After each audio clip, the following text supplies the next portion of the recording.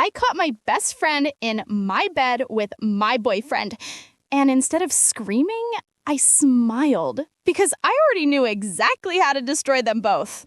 The block was quiet at 2 a.m. The kind of quiet Denver streets pretend they have when everyone's inside pretending life is normal. I didn't plan to be there. I only went because the gnawing in my chest wouldn't leave me alone. I'd followed them earlier, Aubrey's laugh, Blake's shoulders, so I knew the building.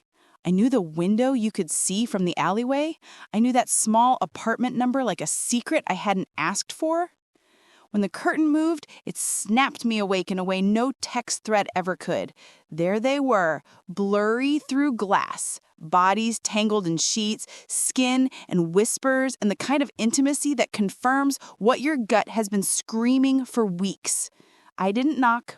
I didn't take a picture. I walked away with my hands curled into fists and my plan forming like frost. The worst part wasn't the scene itself. It was the contempt in Aubrey's voice as she brushed a strand of hair off Blake's face and laughed about how easy it was. That amusement is what made my legs go numb. She treated it like a game, like taking what she wanted and moving on. I stood under a street lamp and felt the world tilt. When I confronted them the next day at Reno under two bright lights and the slow hum of the bar, they did their usual theater. Aubrey gaslit with theatrical offense. Jenna, you're crazy. You saw nothing. Blake fumbled and said what cheaters always say, it's not like that. People watched. They applauded the apology performance. I left the prickle of shame left on my skin like a tattoo. I wanted to rip everything down on sight. Instead, I let the humiliation sit inside me and become a scalpel. I'm Jenna. I like lists, cold coffee, and planning things until they look like inevitabilities. Blake built buildings, but he'd been building a secret account too. Small skims from client reimbursements, petty siphons on travel stipends, tiny transfers he told himself were loans. Little sins that add up to a dark river. I'd never suspected money, only bodies, until a night I couldn't sleep and stumbled on a pattern in his expense reports while doing taxes. Don't ask how, just accept that passive curiosity is a skill. Aubrey was the distraction that covered the main act. Her influencer life was neat. Curated mornings, brand lists, contracts. What I'd never clocked was how her charm could be a business model for fakery. Fake invoices, bought impressions, staged organic meetings paid by people who wanted exposure. Once you start tracing the money, the pretty posts start to look like fraud dressed in lipstick. So I set two plans in motion simultaneously. One surgical, aimed at Blake's theft, and one theatrical, aimed at Aubrey's empire. First, confirmation. I wanted no ambiguity. I watched them from a distance until they slipped up. I recorded nothing intimate, no tapes, no sexts, only the things you can't argue with. Keys going into the door at 3 a.m., silhouettes that matched, slippers left near the bed that weren't mine. The proof I gathered was about presence and choice, not about keeping receipts of someone's private life. Then I pulled threads. Blake used his company card for client dinners and then filed reimbursements later. He routed transfers to an account under a name only he and an old college buddy used. Those small transfers were sloppy because he thought no one at the firm would bother to reconcile petty totals. He thought right until my friend Mara, who works accounting for a small firm downtown and who owed me a favor, agreed to check something for me out of curiosity. She ran a quiet reconciliation and found the pattern. Travel reimbursements with inflated mileage, duplicate hotel invoices, and a string of micropayments to a vendor that didn't exist. Mara compiled it into a neat PDF. Dates, amounts, matching expense codes. No accusations, just numbers that pointed uncomfortably at a discrepancy. I anonymized the PDF, added a cover note that read, "For internal review, possible misuse of expense accounts," and sent it to Blake's boss and HR. I didn't sign it. I didn't need to. I watched from a safe distance as the wheels of corporate scrutiny began to turn. At the same time, I attacked Aubrey's house of cards where it lived, on paper and in the inbox. She'd been billing brands for guaranteed impressions she couldn't deliver, charging a boutique for a private event she'd never actually hosted, and trading promotional posts for cash through accounts that masked the transactions. I got lucky with a single mistake. One of her ghost invoices was routed through a mutual vendor who used a real name in the payment memo. Another friend of mine who does digital forensics pulled metadata from a public file. Again, nothing explicit, just file headers and timestamps. And we traced a few payments back to shell accounts. Not illegal to look at, but damning in the right hands. I compiled everything into 2 dossiers, one for Blake's employer and another tailored for the small ad agencies and boutique PR firms that bought Aubrey's influence. Both dossiers were dry, professional, and stripped of melodrama. Numbers, dates, invoice copies, and a timeline that matched up suspiciously well with the months she ramped up her sponsorships. I sent them out anonymously, like a surgeon sending a biopsy off to pathology. They were both spectacularly bad audiences for what came next. Blake's firm called him into a meeting. He tried to joke through it, tried to blame accounting, tried to say it was a misunderstanding. Then HR showed him the PDF, dates, figures, reconciled entries. The look on his face when they asked for explanations, that stunned, small, panicked expression, felt like watching a model crash in slow motion. He was put on leave pending investigation. Contracts were frozen. His email access was limited. Little things society takes for granted, an approving nod, casual respect, began to thin around him. Aubrey's collapse was a different theater. Brands are cowardly when controversy whispers.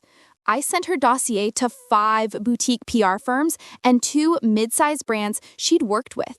I included a line suggesting they review ad spend history and fulfillment metrics.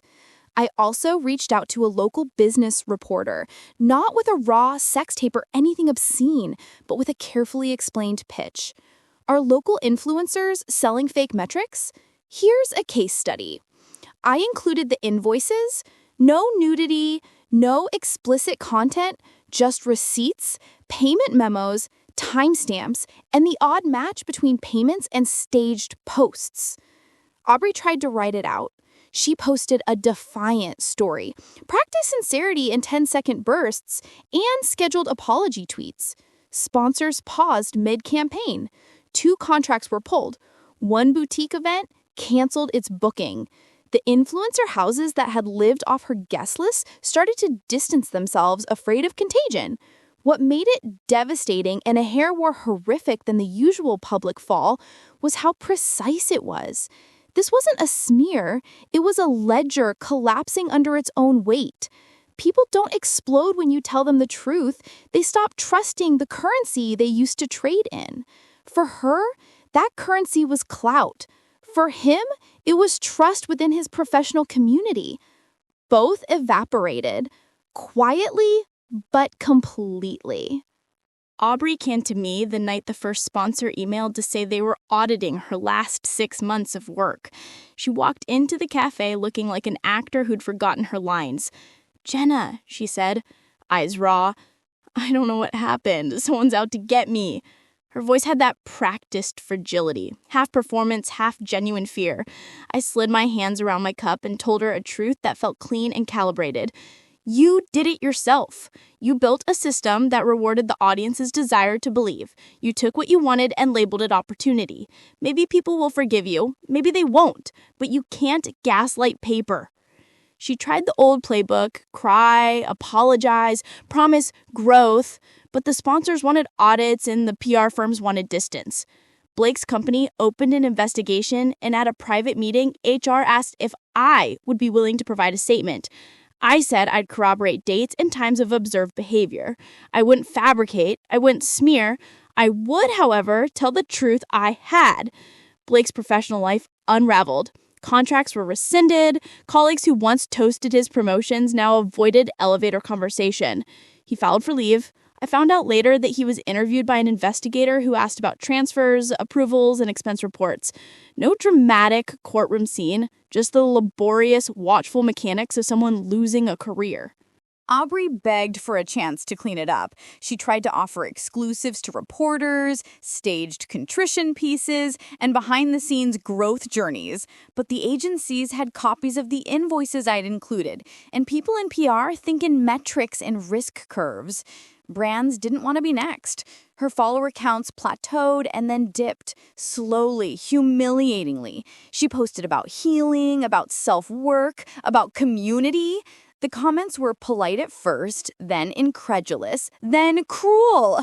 The perfunctory kindness of the crowd cooled to curiosity and folded into quiet sniping. Blake came by once to pick up a box of personal things he'd left behind. He looked like a man who'd rehearsed the wrong apology a dozen times and still never found the right one.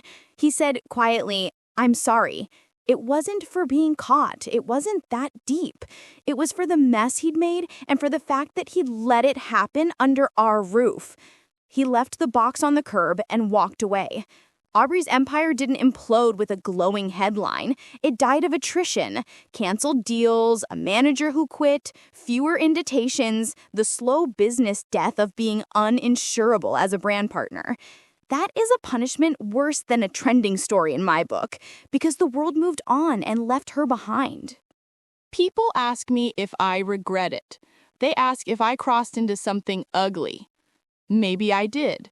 Maybe I took the tools people used to build lies and turned them into a scalpel. But the point of what I did was never to revel in private footage or to exploit intimate acts. It was to expose a system of theft and fraud and the casual cruelty of a friend who thought she could borrow what belonged to me. If there's a moral in this, it's that betrayal rarely comes alone. It brings company, small thefts that seem harmless when you're in love, fake endorsements that look like business, and a culture that rewards spectacle over substance. I didn't expose Blake to shame him for desire. I exposed him because he stole from his employer. I didn't leak the worst parts of Aubrey's nights because that would be cruel and criminal. I exposed the parts of her that were transactional and fraudulent. Tell me, if you caught your best friend in that bed and found your partner stealing from the people who trusted him, would you have done the same? Would you press the dossier to HR and the ad rep, or would you burn it with fury? Would you confront them in public like a heroine, or dismantle the systems that let them profit from lies?